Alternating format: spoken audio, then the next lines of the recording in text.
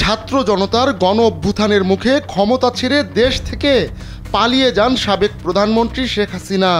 এবার ব্রিটেনে মন্ত্রিত্ব পাওয়া তার বোনের মেয়ে টিউলিপ সিদ্দিকেরও কপাল পুড়েছে। দুর্নীতির অভিযোগ ওঠার পর মন্ত্রীর পদ থেকে সরে দাঁড়াতে হয়েছে তাকে।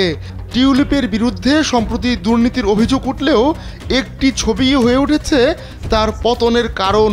12 বছর আগের ওই ছবি এখন টিউলিপের গলার কাটা।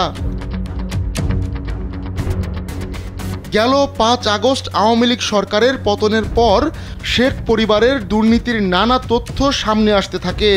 এসব দুর্নীতির সঙ্গে টিউলিপের নামও শোনা যায়। এর পেছনে রয়েছে 12 বছর আগের একটি ছবি। অত্যাধুনিক ফিচার সম্বলিত বিভিন্ন সাইজ আর কালারের 250-টিরও বেশি ডিজাইন অপশন নিয়ে ওয়ালটন স্মার্ট ফ্রিজ, বোঝে আপনার প্রয়োজন। টিউলিপের দুর্নীতির প্রমাণ হিসেবে এই ছবিটি আন্তর্জাতিক সংবাদ মাধ্যমে ফলাও করে প্রচার করা হচ্ছে। যদিও আওয়ামী লীগ বা বাংলাদেশের রাজনীতির সঙ্গে টিউলিপের সম্পর্ক নেই, কিন্তু তিনি ঠিকই এর সুবিধা নিয়েছেন। দ্য গার্ডিয়ান এক প্রতিবেদনে জানায়, ওই ছবিটি তোলার 2 বছর পর অর্থাৎ 2015 সালে সেটি ব্যাপকভাবে ছড়িয়ে পড়ে। ছবিতে রাশিয়ার প্রেসিডেন্ট ভ্লাদিমির পুতিন, সাবেক প্রধানমন্ত্রী শেখ হাসিনা, তার ছেলে সজীব ওয়াজেদ জয় ও টিউলিপকে দেখা যায়। খালার পাশে টিউলিপ সিদ্দিক ছিলেন বেশ হাস্যোজ্জ্বল। সেই ছবি প্রকাশ্যে আসতেই লেবার পার্টির ভেতর অস্বস্তি দেখা দেয়। জানা যায় 2015 সালে টিউলিপ হ্যামস্টেড ও কিলবার্ন আসনে লেবার পার্টির প্রার্থী ছিলেন। ওই নির্বাচনকে কেন্দ্র করেই ছবিটি তখন নতুন করে প্রচার পায়।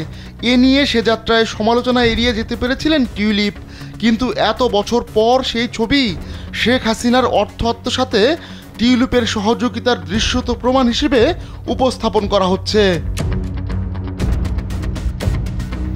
আওয়ামী লীগ সরকার ঘনিষ্ঠদের কাছ থেকে ফ্ল্যাট নেওয়া, শেখ হাসিনার স্বৈরশাসনে সহযোগিতা, অন্তঃসত্ত্বা সাংবাদিককে হুমকি, ব্যারিস্টার আরমানের স্ত্রীকে হেনস্থা করানো বা পূর্বাচলে প্লট জালিয়াতি ছাপিয়ে টিউলিপের বিরুদ্ধে অন্যতম অভিযোগ ছিল রূপপুর বিদ্যুৎ প্রকল্প থেকে অর্থ আত্মসাতের মধ্যস্থতা করা। এ প্রকল্প থেকে 59,000 কোটি টাকা আত্মসাৎ করা হয়েছে বলে এক প্রতিবেদনে জানায় গ্লোবাল ডিফেন্স কর্প। ওই প্রতিবেদনে বলা হয়, রূপপুর বিদ্যুৎ প্রকল্প বাস্তবায়নকারী সংস্থা রোসাট্রম মালয়েশিয়ার একটি ব্যাংকের মাধ্যমে শেখ হাসিনাকে এ অর্থ আত্মসাতের সুযোগ করে দেয়, যাতে মধ্যস্থতা করেন তার ছেলে সজীব ওয়াজেদ জয় ও ভাগ্নি টিউলিপ সিদ্দিক। এর বিনিময়ে পাচার করা অর্থের 30% পেয়েছেন টিউলিপ, শেখ রেহেনা ও পরিবারের কয়েকজন সদস্য। এছাড়া ঢাকা মস্কোর $1 বিলিয়ন অস্ত্র চুক্তির মধ্যস্থতাও করেন টিউলিপ। আহমদুল্লাহ শিকদার, কালবেলা।